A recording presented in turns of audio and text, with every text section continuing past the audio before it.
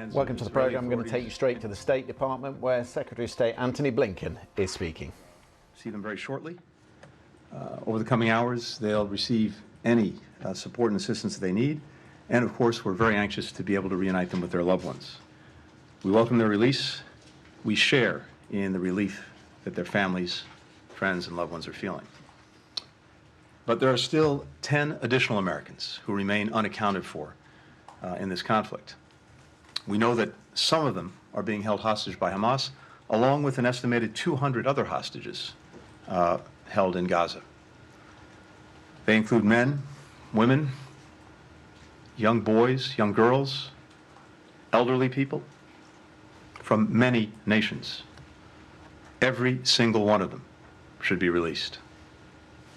Since the earliest hours of this crisis, the President has made clear that he will do everything possible to secure the release of every hostage. During my own recent travel to the region, I emphasized the urgency and importance of this to the United States and pressed our partners to do everything they can to help us secure the release. Since that time, we've continued to work relentlessly with partners to do just that. I can't speak publicly about the details of these efforts. I know you understand that. But the urgent work to free every single American, to free all other hostages, continues, as does our work to secure the safe passage out of Gaza for the Americans who are trapped there. In this particular instance, I want to thank the government of Qatar for their very important assistance. When I was in Israel last week, I met with the families of U.S. citizens that Hamas has taken hostage. President Biden, too, had the opportunity to hear directly from the families. It's impossible to adequately put into words the agony of not knowing their loved ones. Worrying relentlessly about them, for their safety, for their security, for their well-being. No family anywhere should have to experience this torture. What I shared with the families, as the President did as well, is that the entire United States government will work every minute of every day to secure their release, to bring their loved ones home. They have my solemn pledge, those who continue to have loved ones held hostage by Hamas, that we'll continue to do that, working as though these family members were our own. With that, I'm happy to take a few questions. Mr. Secretary. Well, thanks for coming down, Mr. Secretary. I'm just, you said you couldn't talk about specific details, but I'm wondering, you did thank the government of Qatar, and I'm wondering, since you were there, and they have an office, they host a Hamas office, if you could elaborate a little bit on what their role was, and if you continue to think that that channel there, them having an office there, is worthwhile.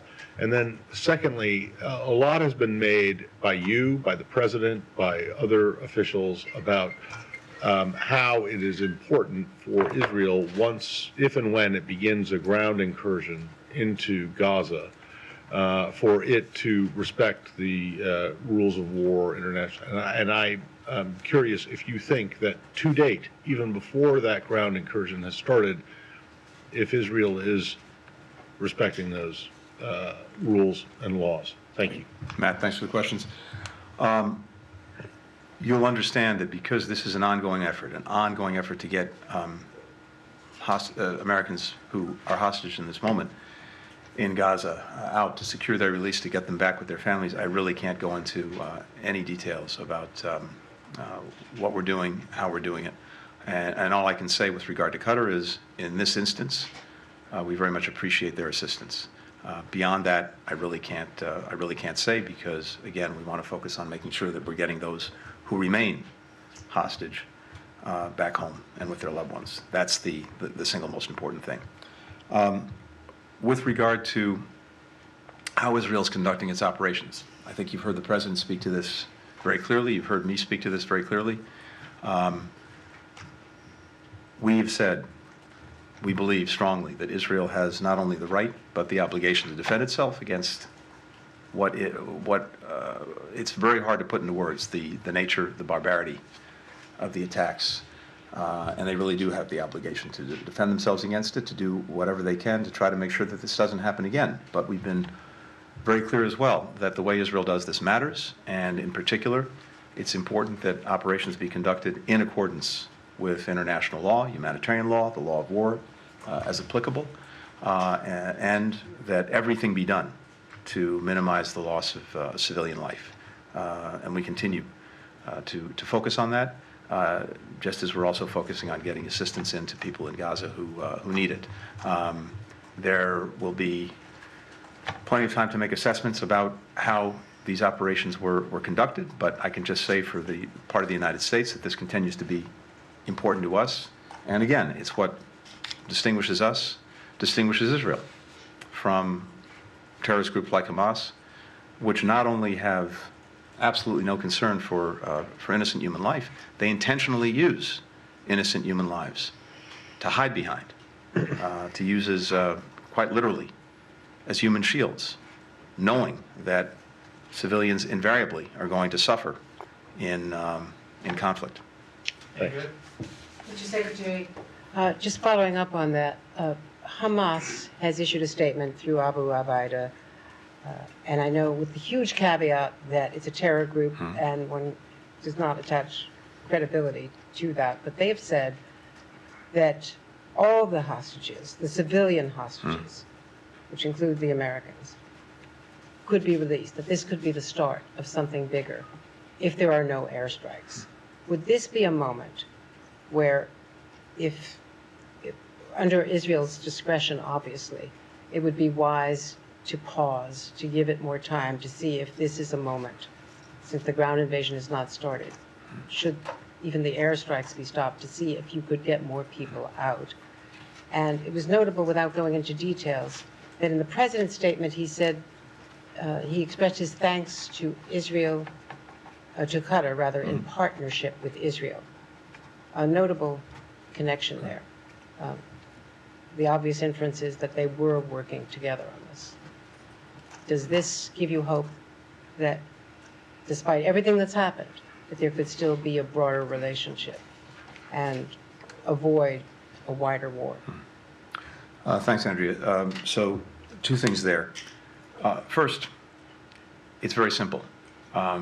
Hostages should be released immediately and unconditionally. That's been our position from day one. It remains our position. And to your point, I would not take anything that Hamas says at face value. I'm not sure anyone in this room would take at face value or report something that ISIS had said. Same applies to Hamas. Our position is clear. Every hostage needs to be released, and needs to be released now.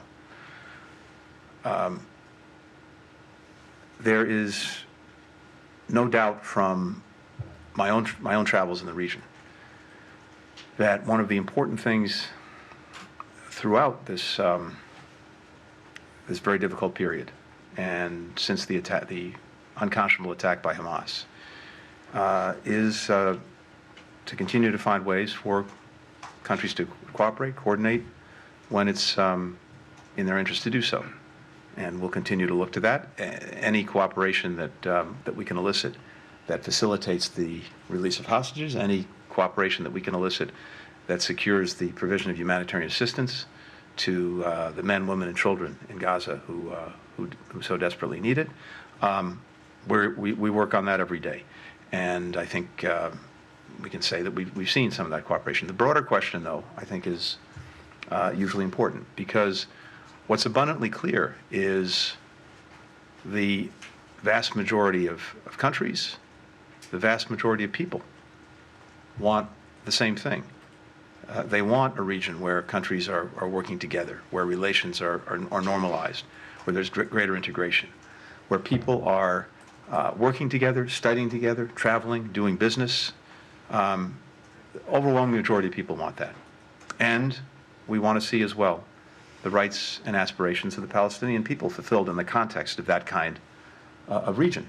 And that's one vision, and it remains very much alive in every conversation that I had. The alternative is equally clear, and it's very stark. It's Hamas, it's Hezbollah, it's Iran. It's destruction, it's death, it's terrorism, it's darkness. So the more we are able to make real that first vision, the more I'm convinced that that's the vision that everyone, or virtually everyone, will subscribe to.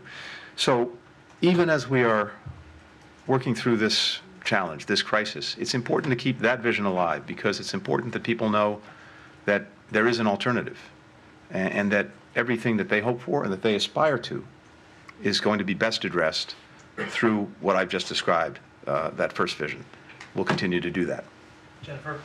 Thanks, Mr. Secretary. What can you tell us about the condition of these 2 Americans who have been released? What is their health status? And do you have any details on the condition of the Americans who are being held hostage? Have you seen any proof of life on them? And then on the Rafah crossing, what is the holdup in operationalizing this deal? And will we see it open this weekend? Okay. I can't speak to the condition of the 2 hostages who were just released. First, out of respect for their privacy.